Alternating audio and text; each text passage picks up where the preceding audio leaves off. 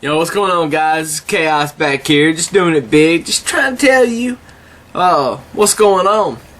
And this video, this video is really off of it's kind of centered around what Kevin Nash said to Dixie Carter.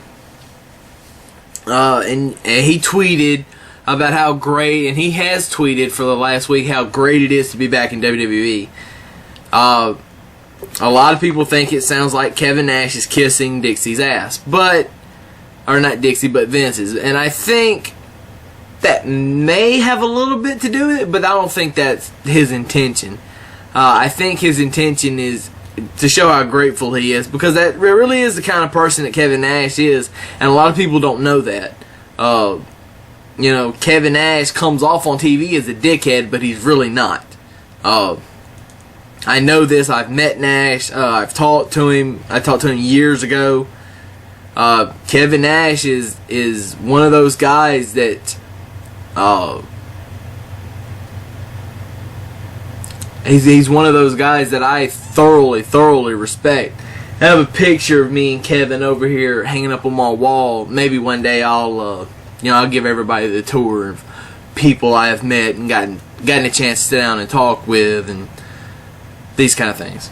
Now, on to what Nash said. And this is, I'm paraphrasing because I don't have the exact quote in front of me.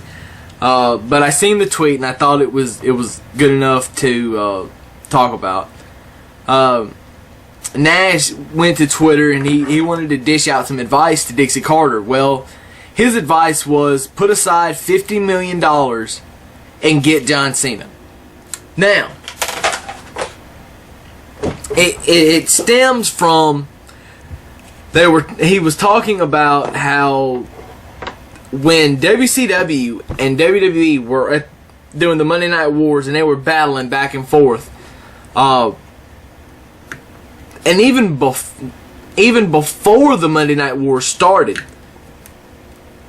WCW went smart about it. I don't know if they knew that they were going to eventually, a year away from then, was going to get on Monday nights and battle it out.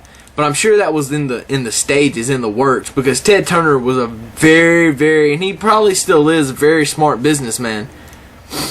But they saw that Hulk Hogan had left the WWE because he was in with all the steroid scandal and all this. And Hogan went to WCW. It was just the biggest thing ever that this WWE guy is coming to WCW, and that's just, oh my God, your eyes just pop open and you're just like, I can't believe what I'm seeing. But it happened. And then WCW acquired Kevin Nash and Scott Hall and Sean Waltman and everybody else that they did. Randy Savage was already there at the time. Lex Luger come back on the debut of Nitro, by the way. And that's how WCW did it. They got top guys at the time. Now see, the problem with Dixie the problem with Hogan is when Hogan came in, he brought in all these older guys that's not relevant right now, like Sean Morley, which I have the utmost respect for Sean Morley, but he's not relevant as far as like a Jeff Hardy, which they did get, which was good, or a Mr. Anderson, which is good, who they did get, or a Rob Van Dam, who people still want to see, which is good. I think in that aspect TNA has done really well, but they've got to get one guy. They've got to steal somebody from Vince, and it's got to be like a Miz or a John Cena or a Randy Orton type person. I think that if Chris Jericho went to TNA right now, he would still be relevant and still be, even though Jericho's on up there, or getting on up there in his years, he's 40 plus, he could still be relevant. You know, he could still be, because, you know, Jericho draws a lot of heat, and he really is one of the best in the world at what he does. That's not like a stigma, that's not like a cool catchphrase, whatever. It's really the truth. It may have been turned into one, but that's still the truth. But that's just where Nash was going with that. Nash is trying to tell Dixie, look, you want to try to take on WWE, you and Hogan and Bischoff, this is how it's got to be done. You got to take somebody.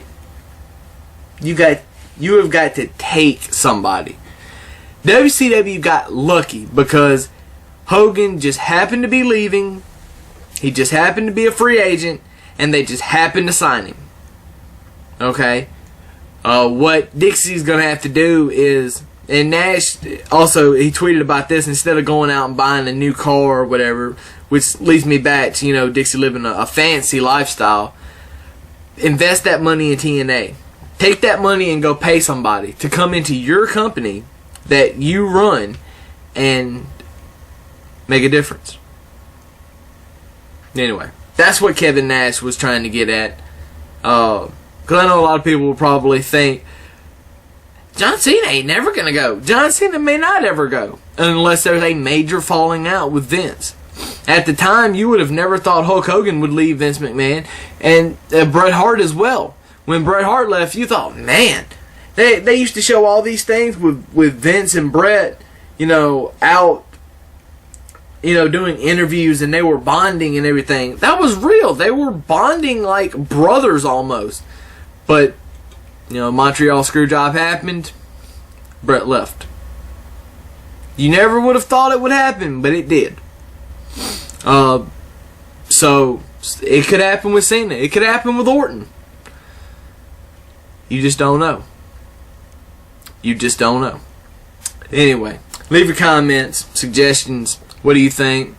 As of right now, of course, as always, Chaos has spoken. Subscribe.